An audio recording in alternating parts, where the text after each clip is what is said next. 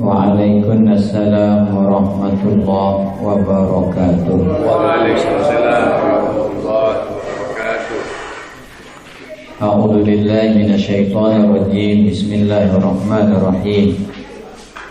Alhamdulillahilladzi ja'ala ramadhana sayyida syuhur wa dha'afa li shaimihil ujur.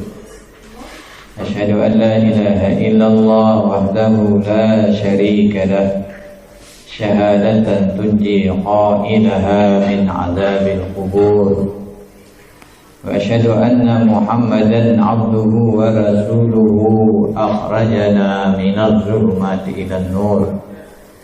Allahumma shalli wa sallim wa barik ala sayyidina wa maulana Muhammad wa ala alihi wa ashabihi wa insyaallah man tabi'ahum bi ihsanin ila yaumin nusyur, amma ba'd.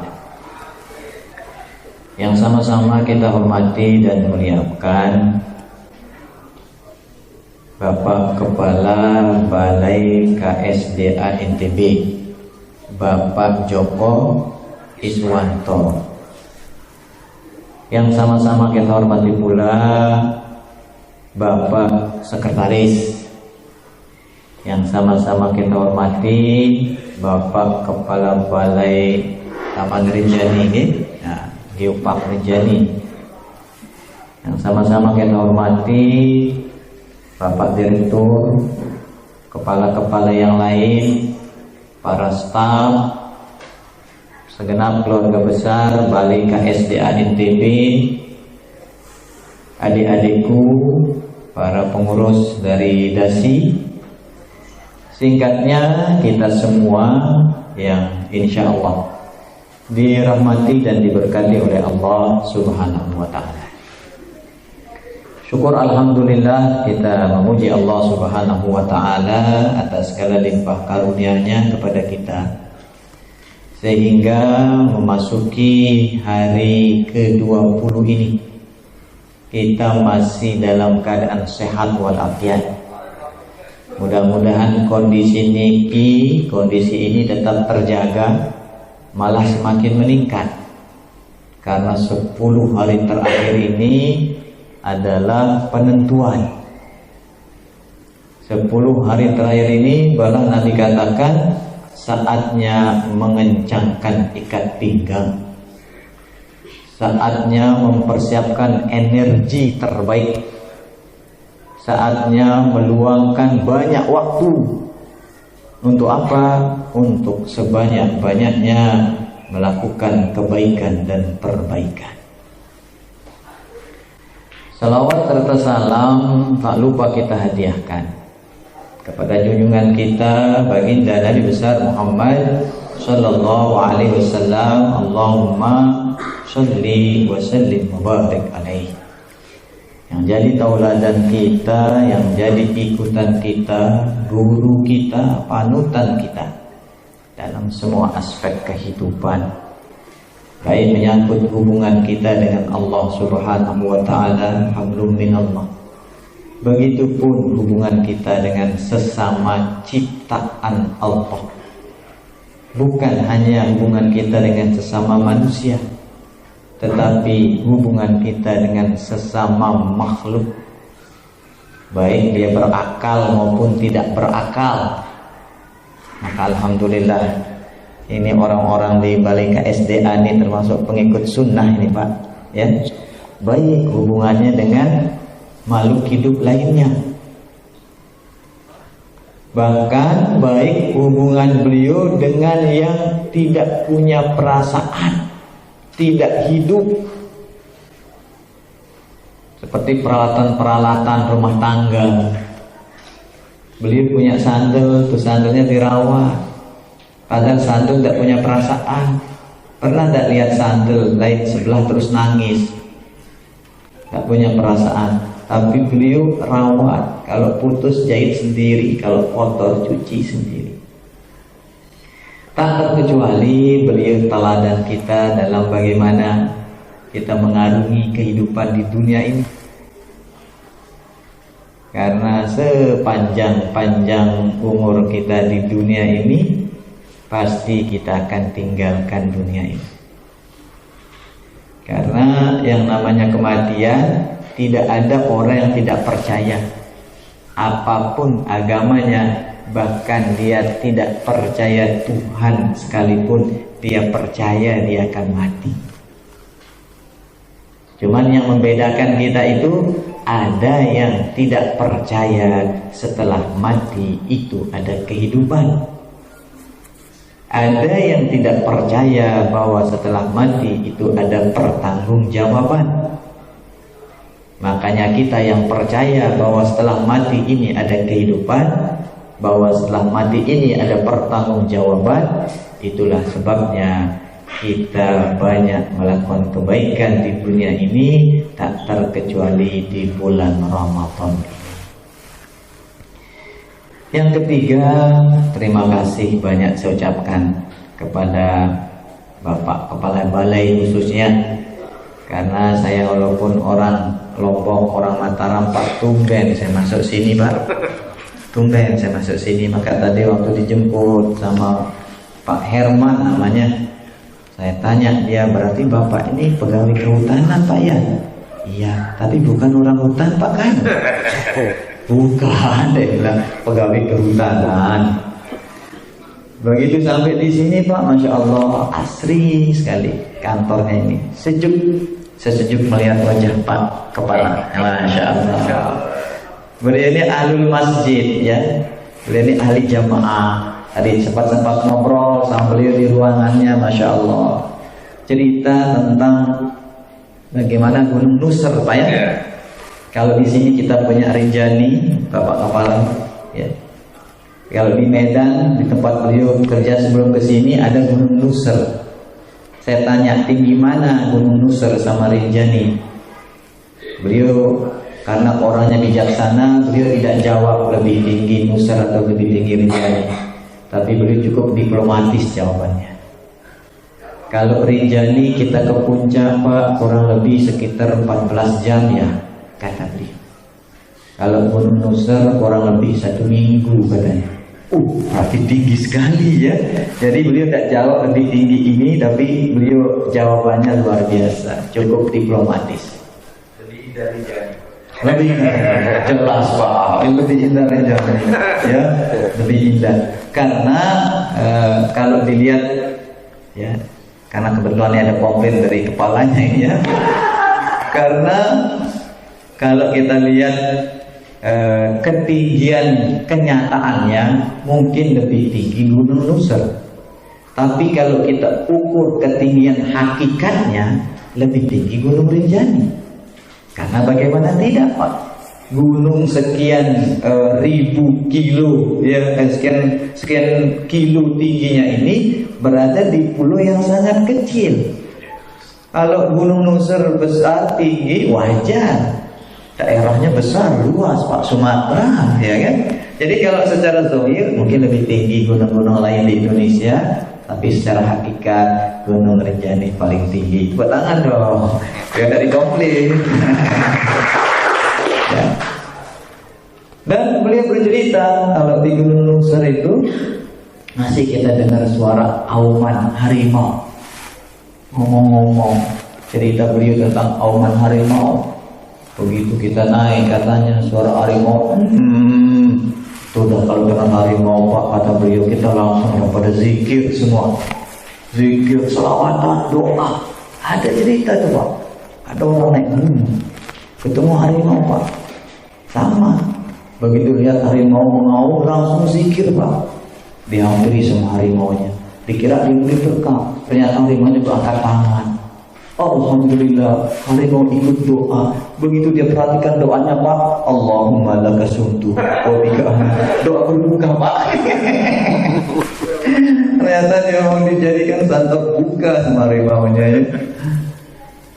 Bapak-bapak, ibu-ibu dan kita semua yang dirahmati oleh Allah Subhanahu wa taala, karena kebetulan kita ini di Balai Konservasi Sumber Daya Alam ya. Malah tadi disebut para rimbawan apa ya? Rimbawan, rimbawati lah gitu Pak ya. Salah satu hikmah puasa adalah bagaimana kita menjadi pribadi yang lebih baik dari sebelumnya. Karena setiap orang, bukan orang malah, setiap makhluk yang ingin lebih baik dari sebelumnya itu, salah satu tahapan yang harus dia lalui adalah berpuasa. Satu, misal ayam ingin mengembangbiakkan dirinya. Ayam kalau ingin berkembang itu dia harus puasa. Kenapa dia berpuasa? Dia harus mengerami telurnya. Kalau dia tidak istiqomah, tidak konsisten, tidak serius cara puasanya ayam ini, maka telurnya gagal. Lihat makanan di bawah, ayamnya turun. Baru 1 jam remi telurnya, lihat ada cacing, turun. Gagal nih perkembangan biaknya. Maka dia harus puasa. Kalau dia sudah bilang nawaitu nih ayam nih, sudah bilang aku berniat puasa ayam ini, maka sebanyak apapun godaan berada di bawah dia tidak peduli.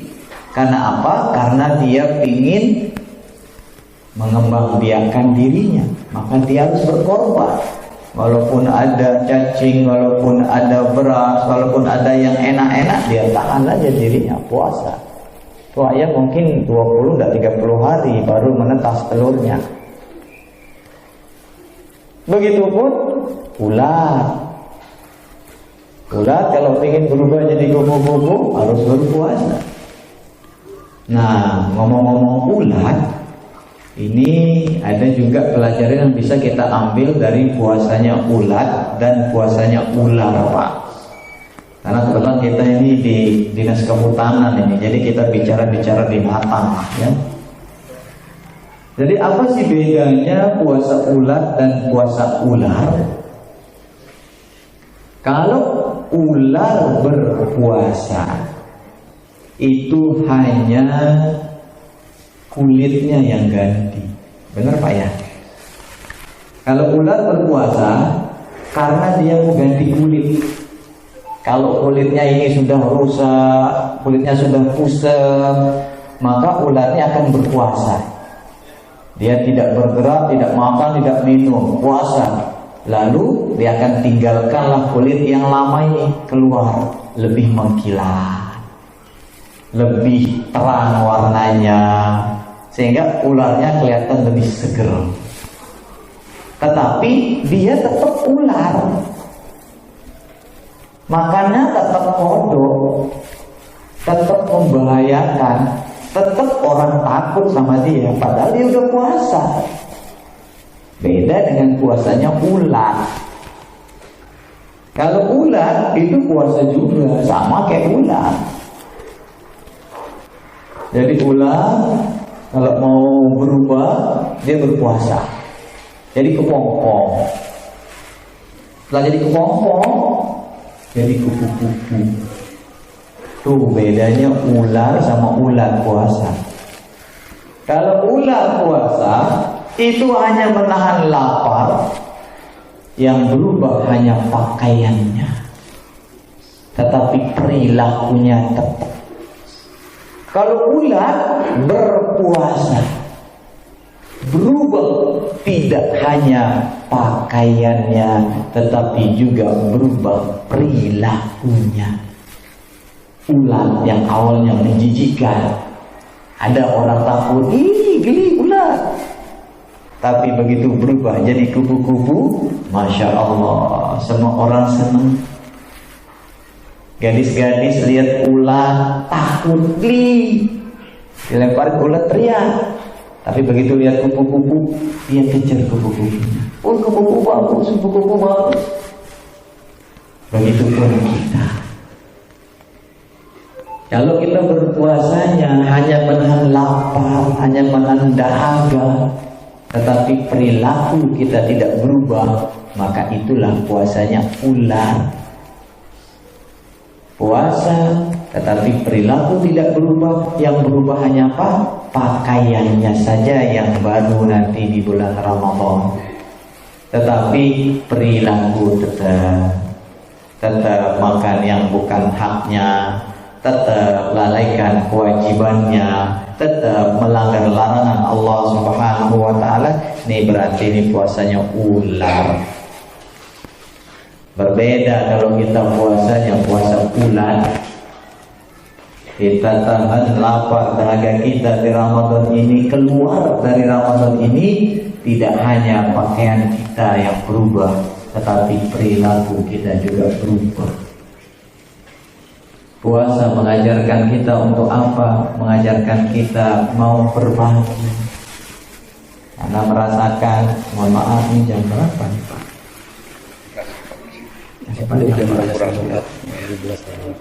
Oh iya. Sampai jam berapa nih Pak? Tadi Bapak 5 menit, saya berarti 10 menit Pak. Ya. Karena biasanya kalau kita puasa, kalau kita ceramah menjelang berbuka itu namanya kultum bayar. Kultum kuliah 7 menit. Nah, kalau lebih dari 7 menit bukan kultum namanya. Itu namanya tablik akbar. Tablik akbar. Nah, jadi saya lanjutkan ini sampai jam 6 saja lah. Nanti sisanya kita bisa bermunajat ya, menunggu datangnya azan maghrib. Karena di bulan Ramadan ini yang paling ditunggu-tunggu orang itu adalah azan maghrib. Orang itu butuh radio itu hanya untuk dengar azan maghrib. Orang install itu waktu-waktu sholat di HP-nya itu hanya untuk mengetahui masuk tidak waktu maghrib. Kalau subuh, zuhur, asar, isya tidak terlalu penting. Yang penting itu masuk tidak waktu maghrib. Azan tidak maghrib. Nah itu. Tapi jangan sampai walaupun penting Pak, nanti nge-request Pak, request azan maghrib dong. Jadi walaupun azannya maghrib, belum waktunya ya tetap batal. Nah jadi dengan berpuasa ini mengajarkan kita untuk kita mau berbagi. Oh ternyata gini rasanya orang lapar. Oh ternyata gini rasanya orang tidak memiliki makanan. Kemudian yang kedua, puasa ini mengajarkan kita kejujuran. Puasa mengajarkan kita kejujuran. Karena puasa satu-satunya ibadah yang kita tidak bisa lihat. Puasa itu satu-satunya ibadah yang kita tidak bisa pamer. Kalau sholat gampang pamer. Pas lagi rame, masya Allah, takbirnya panjang banget Pak.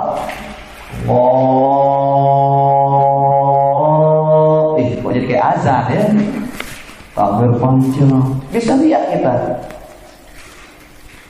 Dengan haji apalagi? Haji 3 kali. Nah, tapi hajinya tingkat 3 kan 3 kali haji. Tapi kalau puasa tidak bisa lihat, tidak bisa pamer kita Pak puasa. Ada orang pamer, bisa rajin puasa nih, kenapa kurus? Belum tentu puasa. Ya, tak bisa kita pamer. Nih saya nih kurus rajin puasa, belum tentu. Nih saya ini pamer puasa, kenapa? Nih napas saya bau katanya. Pamer, belum tentu puasa. Napas bau belum tentu puasa. Sering berludah belum tentu puasa. Kurus belum tentu puasa. Jadi benar-benar puasa ini mengajarkan kita kejujuran Pak. Jadi mohon maaf, kita di tempat ini kalau ada yang tidak puasa Pak, siapa kira-kira yang tahu? Ada yang tahu orang tidak puasa sekarang di ruangan ini? Tidak ada. Tadi siang dia masuk mungkin ke epicentrum. Sekarang apalagi rumah makannya kan pakai tirai-tirai Pak. Itu pakai tirai itu 2 kemungkinannya Pak. Dipakai tirai biar orang di luar tidak tergoda, dipakai tirai biar orang di dalam tidak kelihatan.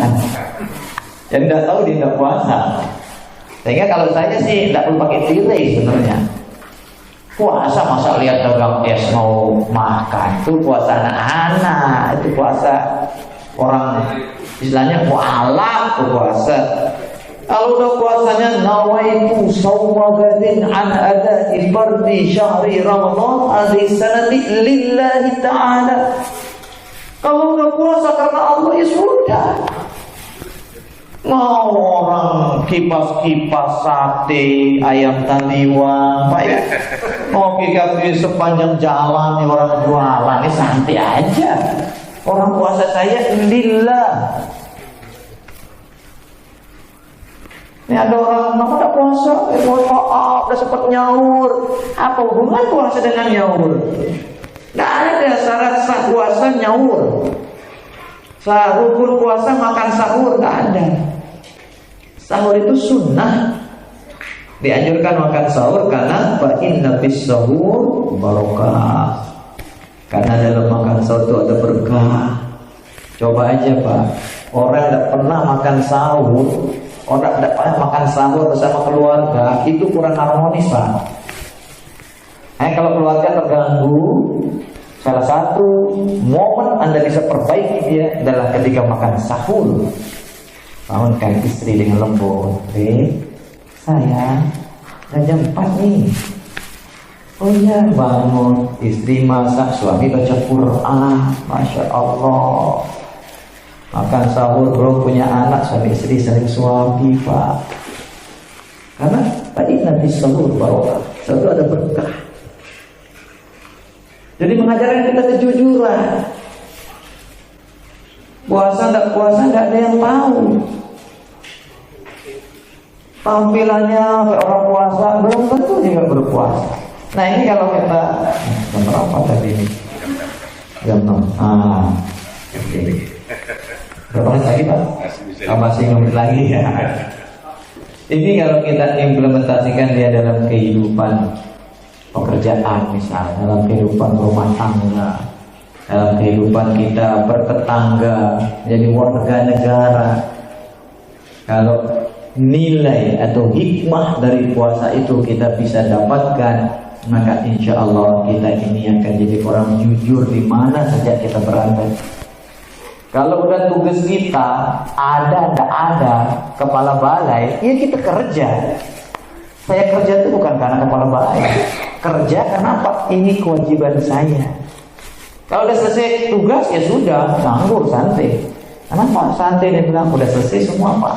Ya, biasa orang kalau ketemu atasan itu takut, pasti ada kesalahan dia. Saya gitu Pak di pesantren. Kalau ada santri ketemu saya lari, pasti ngelakuin kesalahan.